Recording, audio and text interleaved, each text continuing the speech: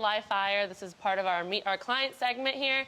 And we are at the American Muscle Car Museum in Melbourne, Florida with Ed Diedick, our host. He is the operations manager here. And we're going to walk around and tour some of this facility. It's an incredible facility. Monica, welcome to Melbourne, Florida. Welcome to the American Muscle Car Museum. Let's go on inside and look at some cars. Perfect.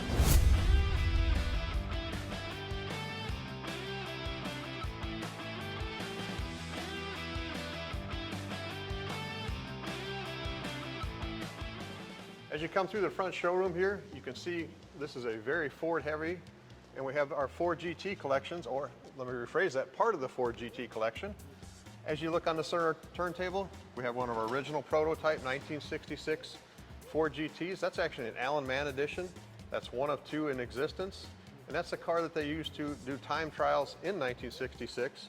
At that time, Ford scrapped the project and went to Carroll Shelby's 427 car, and the rest is history on that. As you see, that is surrounded by 2005, 2006 Ford GTs. Starting with everything here, Mark Pilak, the founder and owner of the American Muscle Car Museum, this was his design, his vision to want to be able to educate, preserve, and share for future generations, right. What the automotive world is, and it's right. also his passion.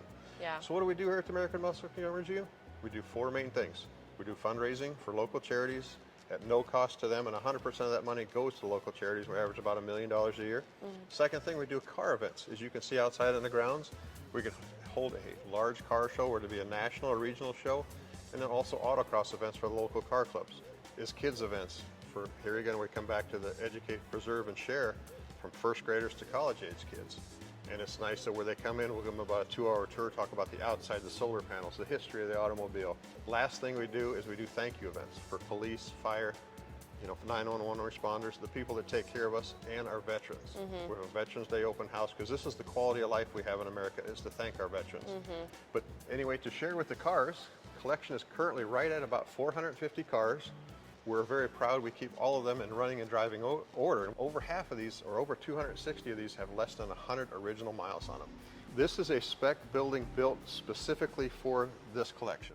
What did you have in mind to protect you from hurricanes or fires to secure your assets here? Well, for starters, I can't take the credit for that. That was something Mark and the builder, Tom Davis Construction, built. Yeah. But as you can see as you come in, this is impact glass for the hurricanes. Yes. The building is all concrete construction. So in a sense, we have concrete block with rebar, and then that's also filled with concrete. So it's going to be almost 200 miles an hour wind radius. Yeah. And also there's a fire safety thing there where, hey, concrete's not going to burn. Right. Do we have sprinkler systems in both areas, and a maintenance shop, of course? Right. But you can see this is also done not only for a safety environment, but for a green. You look at all the solar panels outside, there's over 40 uprights, and we produce about 365 kilowatts a year, and a lot of that goes back to the grid. So was the facility built with that sustainability in mind, or was Correct. that something you added later on? No, that was something Mark built, in a sense, continue on after his passing. This is something he wants to be able to share and continue on for future generations. This is a 1965 Shelby GT 350, and this is one of the prototypes that Carroll Shelby would use to go out and promote the cars coming up, in the sense, the cars he was producing. They made 12 of these cars, and as far as we know, there's very few in existence, and this is the only one with the Kreger, or the Carroll Shelby Kreger style wheels on it. And as we come around the front showroom, you can see, a lot of the neon signs. This is a better look at the balloon tire bicycles we have in the collection. There's a lot to take in here. There is a lot to take in. As we come into the main building, you can see a lot of the cars are done in rows of themes of cars. Got it. We may have the Camaro row, we may have a Mustang row, a Shelby row. Hey, and also, we have Porsches here. Mark was an exchange student for a senior year in high school, so he got to spend that time in Germany and fell in love with the Porsche itself. Coming to some of the kiddie rides here. There's no debit card or credit card there. It's just straight come out and put the fuel in. That's so creative that you have those little touches. But you look at this room here, again, spec built for his collection. You come in the main building, we're 500 feet east to west. We're 100 feet from where we came into the back wall, and 32 feet tall. This is 90,000 square feet. Up front is 18,000 square feet. So right up here, we got 108,000 square feet. And the restoration maintenance shop, we have another 25,000 square feet. So did you build it this way in mind? He built it this way in mind, correct. From the ground up? Yes, this is all fresh. It's not an old shopping center Walmart building. Yeah. This was brand new, built for his collection. How many of the cars in this facility are one of a kind, irreplaceable? You're asking me a tough question there. A lot of cars that would be irreplaceable, say like the prototype Ford GT we've got on the turntable, the Shelby Mustang we talked about, hey, how about this 1953 Porsche limousine? Yeah. I mean, have you ever seen one of those? I've never seen one of those. Probably not, because it's one of one. Right. We'll come over to, we have a concept car. It's the only one they ever built. So in a sense, those cars, they wouldn't be replaceable. Right. And then we're walking right here by the Yanko collection. These are cars that were built at Don Yanko Chevrolet that in a sense were supercars at the time, very collectible cars. But we have the largest collection, we've been told, in the world of Yanko cars. And as we're coming down the Camaro row here on the other side, we go from the first generation Camaros from 1967, 68, 9 to the second gen that you see here in the 70 and the 71, third gen in the 84, fourth gen in the 97. It just shows the difference of the bodies, how they went from, hey, look at how the headlights, the park lights, the windshield, just how it all flowed and changed over time. That is so cool. And you do that on purpose to where you try to get cars that are older and then show the evolution over time. It does. You can see some of the cars as we come in. You'll have like a 67 Camaro next to a 2021 Camaro. You can see the differences. And I really like for like school tours, hey, look at the headlights, look at the mirrors, look at the slope of the windshield. You know, look at how there's no cup holders here. Just look how far the automobile has come. Do you prefer the look of the older Camaros versus the newer Camaros? I love the look of the older Camaros. This would probably be one of my favorite cars in this 1969 Yanko. Why is that? I had one of these out of high school. Oh. So I love that particular car. It's a cool car. You've heard of the, obviously, wrestler actor John Cena? Yes. The car in the corner over here, the 1969 AMX California Special 500, that was one we purchased from his collection. And then here's something, 1957, this is a Mercury. This we had invited to us a couple years back to the Amelia Island Concourse show. This really shows, you know, how big the cars are, a whole different generation of, you know, what you had back then, the styling of almost kind of a jet age. Yeah. For say like the Jetsons or Buck Rogers show. Now the Jetsons show didn't come out to 62, but it's what it reminds me of. I love it. It's so vintage. It's got such a feeling to it. It has a nice classic look, which It in does. my mind, cars today don't have that. They don't grab you like They're that. too clean. We start with our pace car collection here, and this is a 1955 Chevrolet pace car. And this is kind of, you know, front and center. We've got the large neon sign. That's one of the original Chevrolet dealership signs. And it also comes with some of the memorabilia that you would have at the 55 Indy race. Wow. So Is this a mini version? that would be a mini version. That is very, very cute. And a mini version. Mini, super mini version. 3 versions. That's awesome. How do you go about finding all of these little things too? Like sometimes they would the air come with the compressor cars. machines. You know, sometimes they come with the purchase of the car. Sometimes we just find them, and then sometimes they find us. So is this an actual machine? This would be an actual air pump. These would be something as you would pull up to the gas station, in a sense they had full service at the time, the people in the white coats and the white hats. Or maybe you'd have to do it yourself, but yeah, it's an actual machine where you inflate your own tires. It looks much nicer than the air machines we have now at the gas It really station. does. Yeah. They look so cold and impersonal. Pace cars you could get in a couple different ways. This would be the one where a first female celebrity driver drove this car in a 2001 Olds Bravado pace truck. You know, we started out when we moved down here with 240 cars, and now we're, you know, over double that. Yeah. Wow. So you do mainly maintenance. So if you do get a new car that needs some restoration. We can do some, but we try anymore not to buy anything that needs it, because we've got enough work, as you can see, just in here, just taking care of gotcha. everything. As the cars evolve over time, big grills, big headlights, you know, big front end on it. Yeah. Are they aerodynamic? Not at all, but they look good. So these are the older versions then? This would be the old version. Yeah. This would be our like 55 through 59 row. Yeah.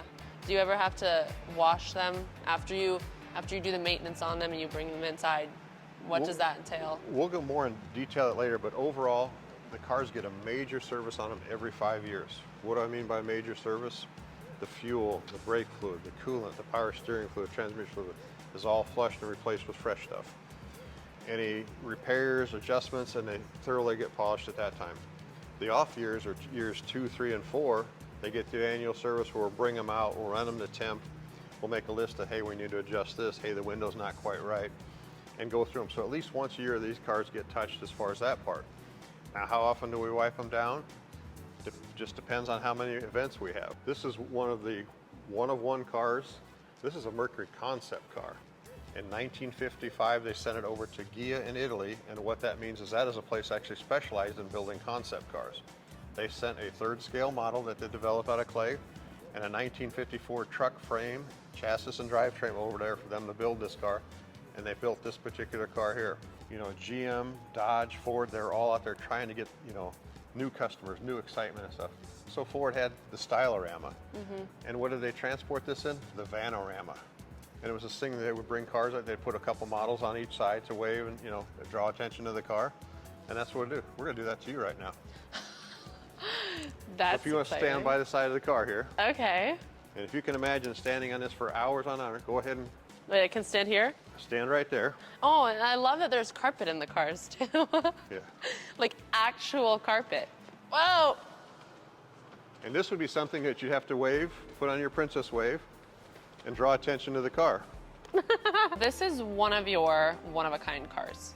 This would truly be a one-of-one car. There is not another one like it in the world. That's amazing.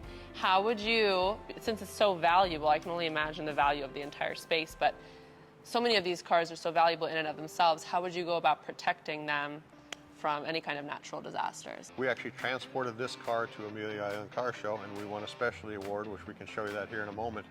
But, you know, something like that, we take extra care whenever we take any of the cars out. We have a fire extinguisher with us. Hey, old cars, things happen.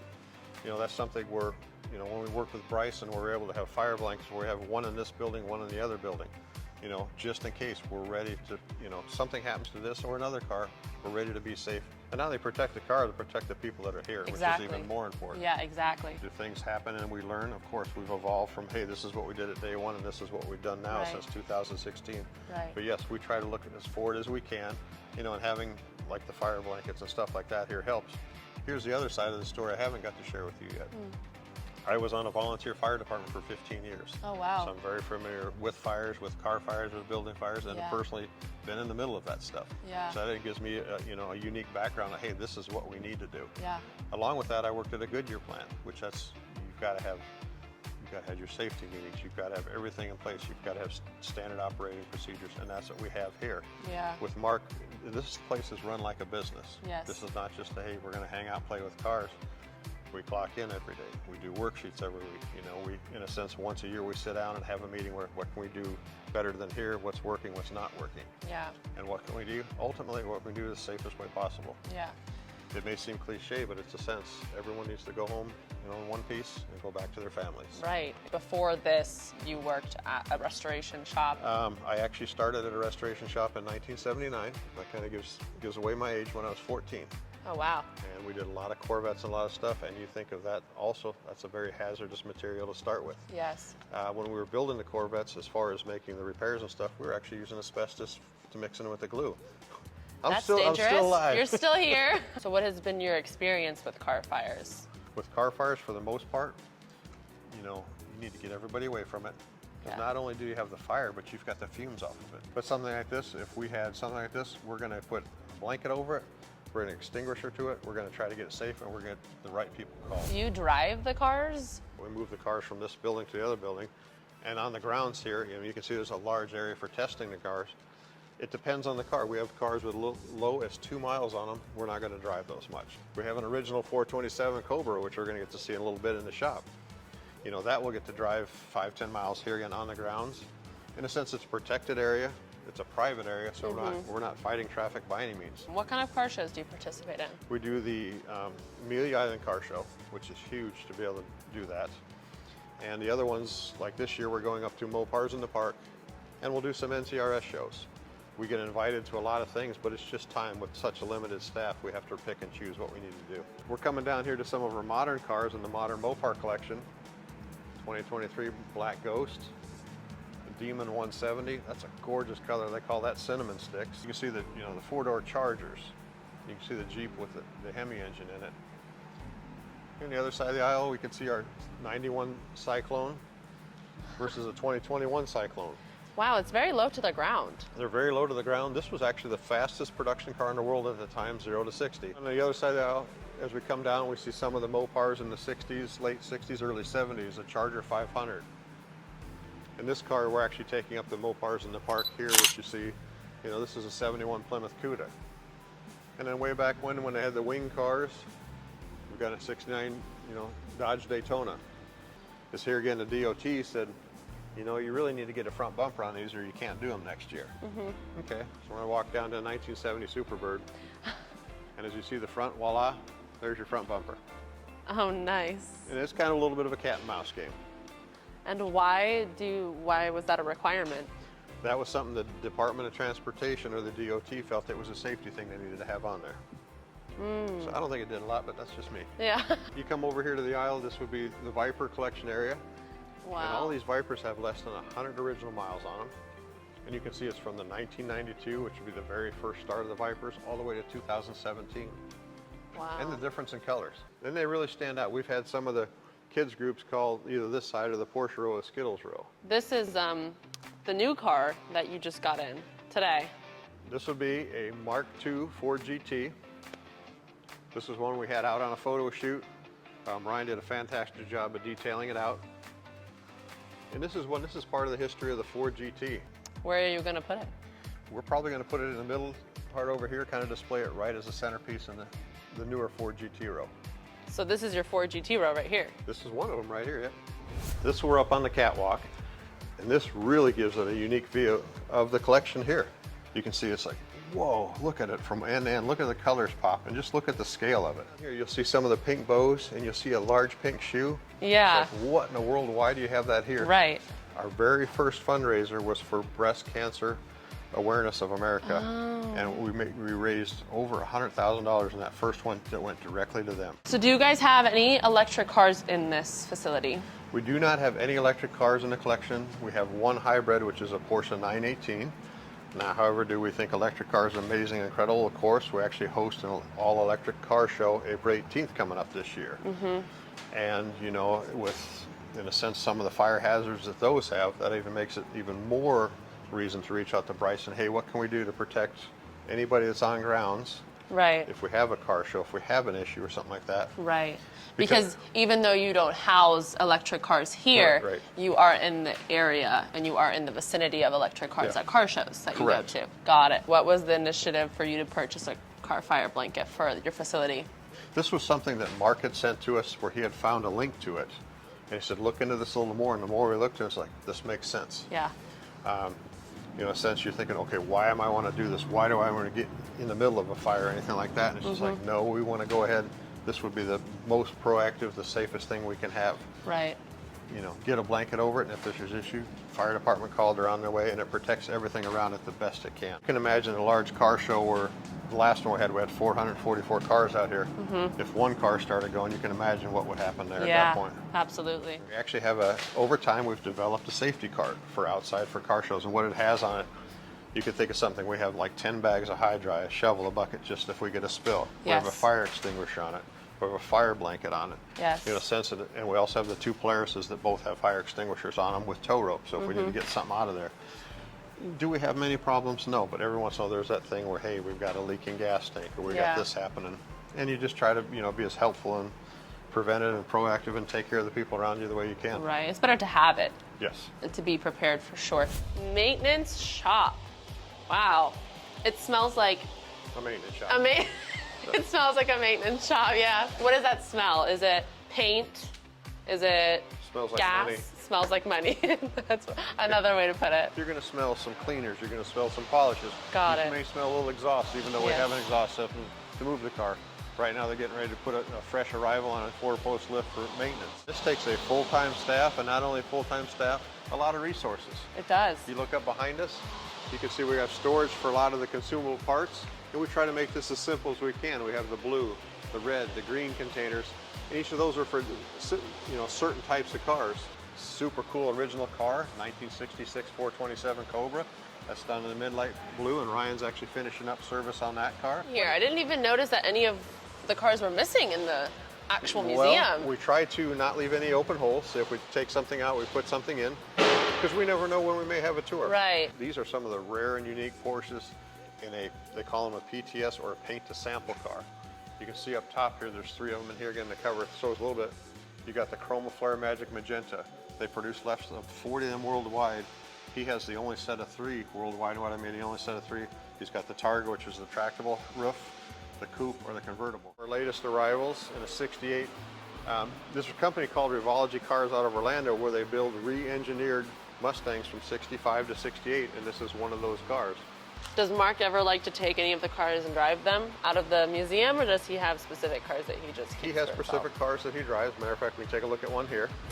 One of the cars he loves to drive, and probably his favorite Porsche, is a 2016 Porsche Cayenne. And that's actually a paint to sample car also, where they pulled it off the line and they painted that speed yellow. He has a 2000 Chevy pickup he loves to drive, and he has a Bentley convertible. We also have a high lift, and we have a forklift. And hey, next to that electric forklift, what do we have? We got a fire blanket. That's part of the protection right there. Right there. We keep this fire blanket right next to the forklift, along with our eye wash station. We have the safety shower right in that door there, and kind of our first aid station. So here you have a lot of work being done on the cars. Does this provide any extra risk in this specific building rather than the other building? You're going to have extra risk just working on stuff. It's just how it is. Right. In a sense, you take precaution, you use common sense. You use, in a sense, personal protection, whether it be gloves, safety glasses, or so forth. In each station, there's a fire extinguisher about, and one of our protocols is if you take a car on test drive, you got a fire extinguisher right there with you. Does your insurance provide you with any guidelines for fire safety, or? They really didn't, but they have given us some thoughts and ideas as far as having the shop needed to be separate from the main building for Haggerty Insurance to cover it. Yeah. And we already planned on doing that anyway. Yeah, that makes sense. Yeah. Just because there is more of a risk here. Yeah. And there's also guidelines in place with, hey, if you do have electric cars, it needs to be this far away from this and this, and I can understand where they're coming from. Yeah, so if you were to do maintenance on the hybrid car in here, are there any specific rules to that? That one we actually take to the dealership because that's kind of beyond our scope of knowledge. Yeah. And as much as I like to say we know everything about every car, we don't. Well, now we made it back into the main building. Main building. And now we're going to go through the center row. We're coming by the Rolls Royce, some more of the Mopar, the modern Mopars. And then behind us right here that we're coming up on, we're coming on one of the NASCARs. And this is something where we encourage kids, here again, kids of all ages and sizes, sit in the car, enjoy the car, get photos in them. But this is an actual NASCAR that's been raced. And then we come up to some of our low mileage Corvettes. 1979 Corvette. This is actually done in a classic white. That has less than 6 original miles on it. Yeah. Silver 78, silver anniversary. This car has 82 miles on it. Wow. The red one here has 5 miles on it. And then you come up here to, in a sense, where the Corvette began. You look at a 1954, which would have been the second year of production. But you also look at that and see, oh my God, this is primitive. This is a small car. But at the time, it was what they did back then. Yeah. They were in competition with trying to gain, in a sense, customers or people that, hey, Ford had the Thunderbird, Jaguar had the XK120. But you take a look at this car, this has 150 horsepower, which seems like that ain't much. Yeah. But at the time, it was right in there with the other cars. And right in here, I'm going to ask you to be our stunt double. But you can hop on in there, but look how small this car actually is. I don't even know if I can get my leg under, I can hardly even get my leg underneath the steering wheel. But in your experience with car fires, do you think that a fire blanket could have helped you at all? Experience with car fires, the fire blanket could have helped. Have we had any fires here? But when I was on the fire department, I experienced quite a few car fires. Yeah. But a lot of them, you worry about people's safety. You worry about, obviously, damage to contents, buildings is secondary. Yes. But there's also fumes that can continue to build, and where are the fumes floating? Do you have a crowd of people 100 feet away standing, they can take them fumes in. Yeah. So in a sense, the fire blanket would be an advantage there. Yeah. I'd have loved to have had one back then. Yeah. So you've had a pretty unique experience also having been in the fire Correct. department then Yes. as well. And we covered a large rural area. We covered 53 square miles just on the west side of Lincoln, Nebraska. There was a couple lakes there. There was stuff like that. So you would have fires. You'd have boat fires. You'd have stuff like that. Yeah. And there's also times where you think about it in that situation, there's not a fire hydrant in every corner in a rural area. Yeah. You bring water or you bring something to that, whether it be a foam, whether it be a fire blanket, you've got to bring it to the site. Yeah. So even though you guys don't have EVs here, had there been EVs when you were in the fire department, would you have seen that as an even greater risk? Oh, absolutely. And the matter of fact, the Melbourne Fire Department is in the process of buying some right now. Yeah. And they're all, anyone here again, it's like not only taking care of cars, taking care of your house, taking care of yourself. Right. You get better and you evolve over time. Yeah. We're going to go ahead and loop back around here and we'll go back to the Porsche row. Yep. If we come down here to see some of the Porsches, you see the bright colors. I mean, you see the faience yellow in the Porsche Carrera GT. This is our newest portion of 2024. This is a GT3 RS Tribute car. That's a gorgeous looking car. Yeah, the green. And it actually reminds me of a big Hess car. You see all the Hess trucks and stuff with the green wheels? You know, and you see the sport classic cars, and what I mean by that is you look at this here. This is gorgeous, this color, the two of them here. You look at the interior, it has the houndstooth interior. Nice. It took him a lifetime to accumulate everything you see in here. But in a sense, it also started out with Matchbox cars. His passion started there. And he had an uncle that owned a salvage yard. So that also grew the passion and helped it there. And he restored cars as he was going through college. As you can see, we've wrapped up kind of the end of the tour. And my question for you is, do you have a favorite car or something that jumps out to you? We ended in the perfect spot because from the second that I walked in here, I knew that this was my favorite car. It's the color, it's the look, it's amazing. What draws me to it is the color. It's the perfect turquoise color. Just the shade and the tone The of shade, yeah, the shade, the look, everything. It just draws my attention to it. There were so many cars in here, guys, that are so unique and nostalgic. But I definitely am a sucker for a good Porsche, and this one looks amazing. It's been a pleasure having you. It's been so great being here. Thank you so much for having us, guys. This wraps up our tour. You can look at all of their cars on their website, and then they do also have fundraisers every once in a while, so keep an eye out for their events over here. Thanks for having us.